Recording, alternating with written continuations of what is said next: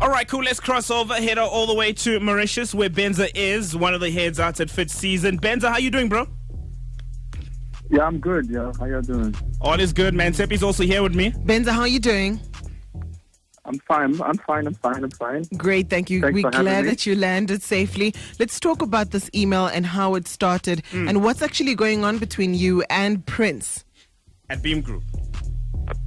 Okay. Well, I mean, there's two parts to that question. Which one do you want to tackle first? Both would be great, but however you want to put them. Well, I mean, at this stage, I think you've seen the statement that I had to put out, explaining that we received these series of emails from Prince, which we found to be very xenophobic and unacceptable, and so that's was the reason why we had to share that. We have been, with Prince being sort of the partner of AKA, we have been dealing with him directly throughout the settlement and what needed to be as a payment plan that he needed to submit to us. And at this stage, after we gone through back and forth, we received this series of emails that took it to more of a personal level.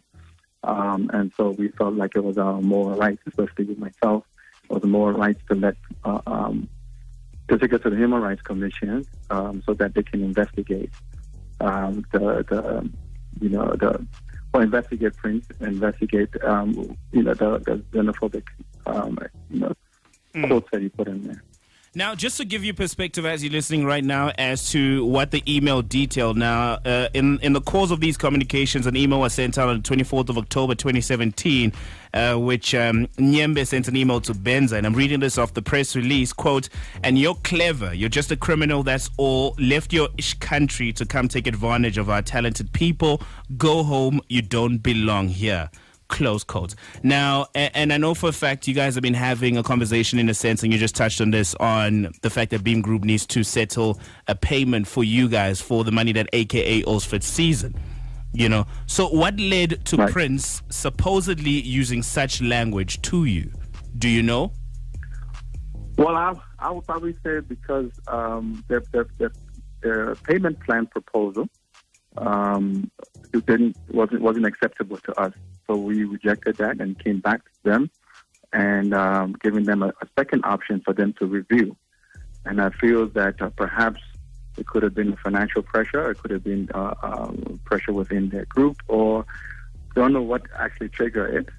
But a response came to us that made us feel like this wasn't something that we can accept. And we had to tell them exactly this is the way that we would prefer that the schedule look. But I don't want to go too much into the Owen, because that's not what brought this to light.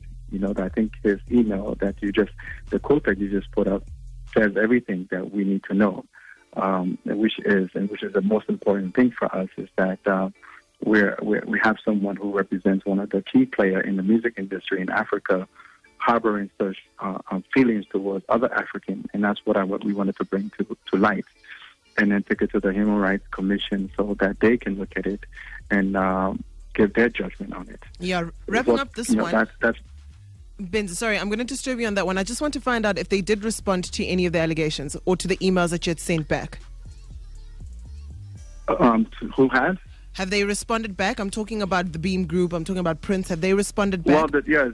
We received another email today, and just this is his usual modus operandum is to attack and to insult, and that's it, and to threaten. And so we got another email today, which was in the same vein.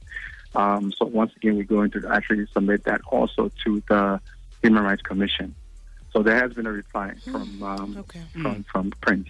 Benza, I know you're very instrumental in AKA's career, especially taking it to Africa as a whole, and just AKA on the come up. What's that? Are you and AKA still working together? Have you cut ties with him as a whole?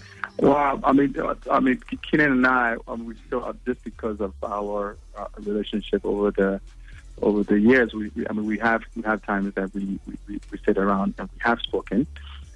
We do, according to our settlement agreement, which I can't disclose. There is a working relationship that's open, but is a non-exclusive. So we do have some sort of dealing, but you know, one of our biggest, I guess our biggest motto as a African business is to take the brightest and the smartest into the rest of the continent, and that's what we still strive to do. And that's why it became very, very, very disappointing to us to have received those sort of emails. Okay, so we'll stay in touch with your office to get a follow-up on the developments on this story. And I know that the Beam Group is listening to this interview right now, and hopefully they're going to respond as soon as we're done, and we can get their side of the story tomorrow, because I'm aware that Prince was not available today. It would have been cool if we could have had you guys both on the air today. But enjoy your stay in Mauritius, and thank you very much for taking the time today to chat to us and give us your side of the story, yeah? Yeah, thank you. I think it was appropriate to talk to you about it, because especially the kind of work you're doing to bring the African collaboration to life. That's what one of our key things.